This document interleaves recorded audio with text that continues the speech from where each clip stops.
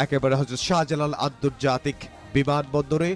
সেখানে আমরা দেখতে পাচ্ছি, এই মুহূর্তে আমরা দেখতে পাচ্ছি বিএনপির ভারপ্রাপ্ত চেয়ারম্যান জনাব তারেক রহমানকে। তিনি আসলে বের হচ্ছেন। বিএনপির ভারপ্রাপ্ত চেয়ারম্যান জনাব তারেক রহমান সপরিবারে হযরত শাহজালাল আন্তর্জাতিক বিমানবন্দর থেকে তিনি বের হচ্ছেন। তার সাথে রয়েছেন তার স্ত্রী ডক্টর জুবাইদা রহমান, তার মেয়ে জাইমা রহমান।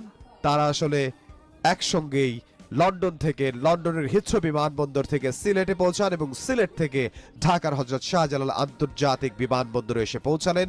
তিনি আসলে নামছেন, এক্সকেলেটর দিয়ে তিনি আসলে নামছেন এবং তিনি বিমানবন্দরের বাইরে বের হওয়ার জন্য, এবং তিনি গণসংবর্ধনা যেখানে তাকে দেওয়া হবে সেখানে তিনি যাবেন একটু পরেই।